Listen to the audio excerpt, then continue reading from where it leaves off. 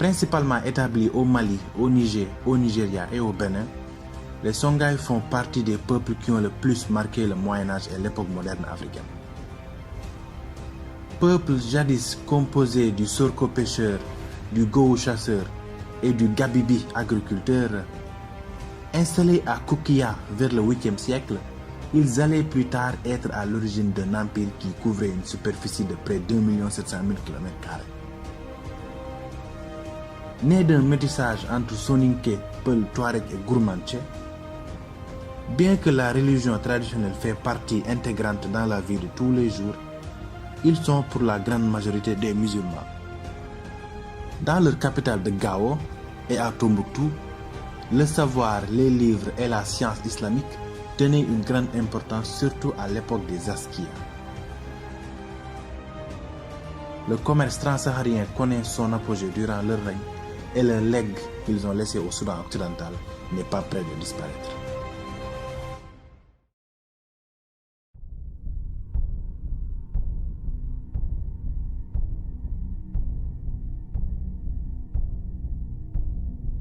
Notre histoire commence vers le 7e siècle, à l'est de la boucle du Niger.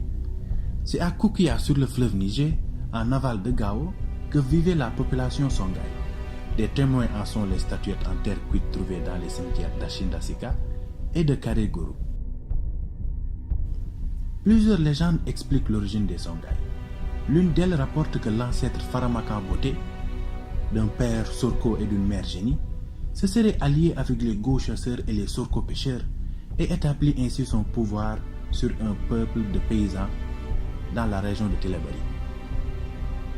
Une autre raconte que vers le 7e siècle, des princes berbères fuyant l'islamisation seraient arrivés sur les bords de la boucle du Niger et là ils auraient débarrassé les riverains de la terreur d'un poisson fétiche dont les Sorko se servaient pour extorquer des offrandes aux Gabibi. La reconnaissance des Gabibi aurait porté Dja Al-Yamen, l'auteur de cet exploit, sur le trône. Ainsi les Dja régnaient à Koukia sur une île du Niger, et les écrits du géographe arabe Al-Yaqbi du 9e siècle attestent cette ascension au pouvoir. C'est vers l'an 1009 que le 15e roi Dja Kosoy, qui fut le premier à embrasser l'islam, aurait fixé sa capitale à Gao, et le royaume prit le nom de Songhai ou Songoï, qui était aussi, semble-t-il, celui des habitants. Gao était au cœur d'un important réseau commercial, comme l'atteste la découverte de nombreux artefacts dont les pierres tombales de marbre ornées d'écritures koufi et probablement importées d'Espagne au XIe siècle. Ce royaume était à cette époque limité au nord par la ville de Bamba et au sud par le territoire des Nubis.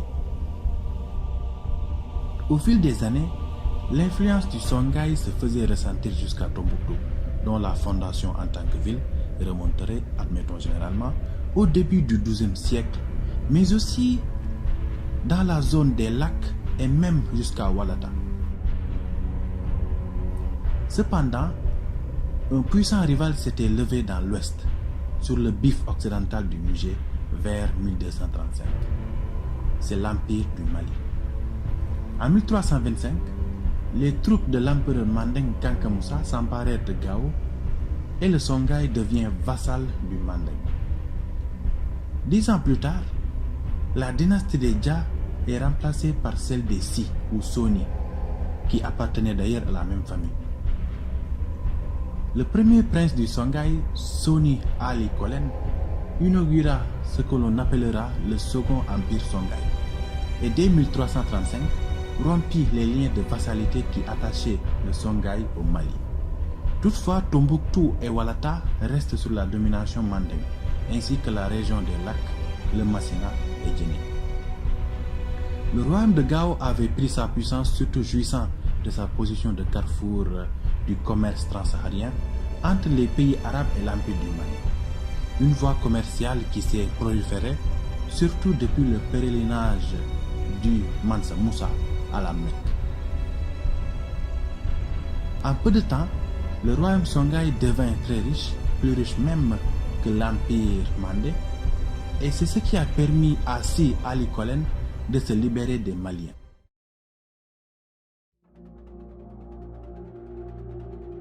L'émergence de l'Empire va commencer avec Soni Suleiman Dama, mais c'est surtout Soni Alibert qui va en être le principal acteur. Vers 1430, le chef Touareg Akil parvint à chasser la garnison mandingue de Tombouctou et à se rendre maître de cette ville, qui tomba ensuite entre les mains de l'empereur Songhai Soni Alibert le 30 janvier 1468. Il conquit Djenné vers 1473 et après avoir annexé la région des lacs et Walata, rattache à l'empire le Massina, territoire à majorité Peul. Ali donnait ainsi pour la première fois au Songhai une extension qui en faisait un concurrent redoutable pour l'empire mandingue. En 1477, le roi des Mossi ravagea le Massina et s'avança jusqu'à Walata, qu'il pilla en 1480. Mais peu de temps après, Ali parvint à les repousser. En 1492, on lui annonça que les Mossi du Yatenga avaient de nouveau envahi ses États. Il marcha aussitôt contre eux et parvint à leur faire rebrousser chemin. Mais au cours de l'expédition, il se noya en traversant un torrent le 6 novembre 1492.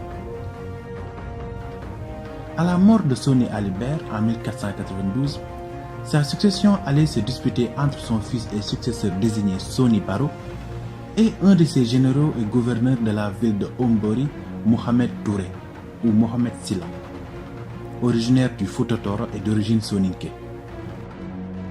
Celui-ci comptait de nombreux soutiens parmi la population musulmane pratiquante, dans l'armée impériale et parmi les dignitaires de Tombouctou qu'il allait mobiliser pour vaincre l'héritier légitime au terme d'un conflit de 2 mois et fonder une nouvelle dynastie en 1493, celle des Askia.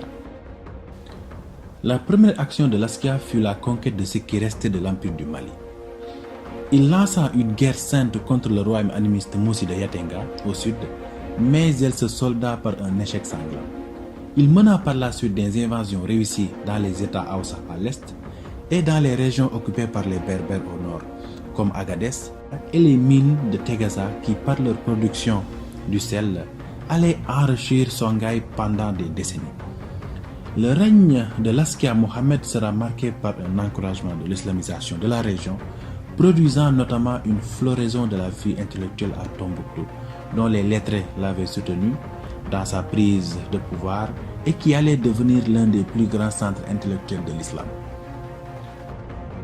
En 1528, le vieil Askia Mohamed fut écarté du pouvoir par ses fils et remplacé par son aîné, l'Askia Moussa.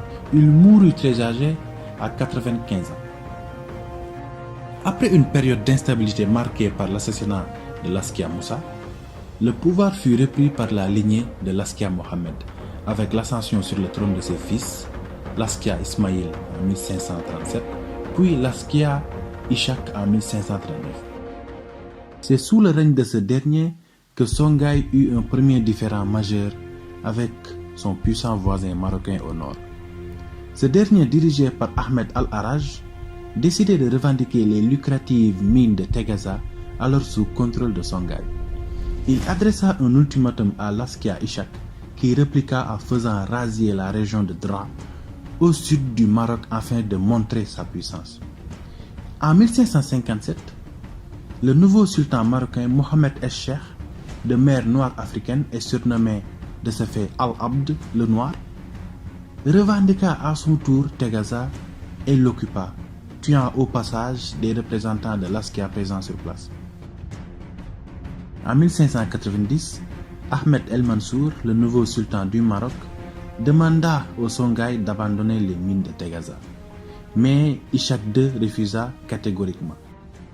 En 1591, le Maroc, mieux équipé technologiquement, envoya une armée pour envahir le Songhai et défaire l'armée impériale à Tondibi.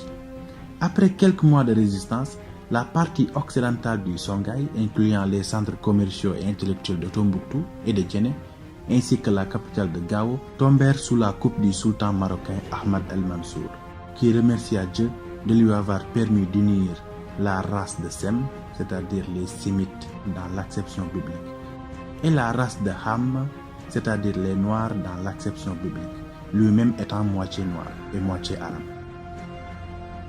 Après la chute de l'Empire, Songhai se maintint dans la région du Dengi et perdit ce pouvoir qui avait fait de lui l'un des plus hauts lieux de la puissance militaire, de la richesse matérielle et intellectuelle du monde noir et du monde musulman.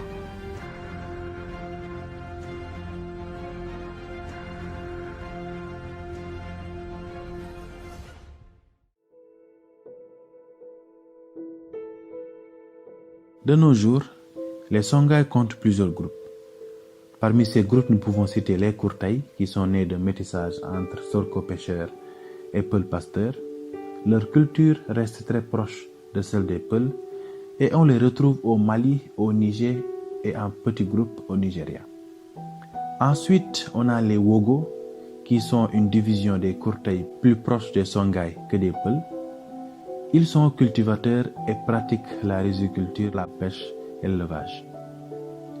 Après viennent les Arma, qui seraient à l'origine des Songhai, restés animistes fuyant l'islamisation et allant vers l'est. Ils parlent un dialecte Songhai et on les retrouve surtout au Niger où ils ont constitué de puissantes chefferies rivalisant avec les Touaregs et les Hausa. Ils sont d'excellents cavaliers et ont été dans le passé très liés aux Soninké nobles. Enfin, nous avons le groupe Arma, descendant des guerriers marocains ayant fait tomber l'empire Songhai à la bataille de Tondibi, puis ayant gouverné le Pachalik de Tombouctou. Ces Marocains ont épousé des femmes Songhai nobles et ont adopté la langue et la culture Songhai.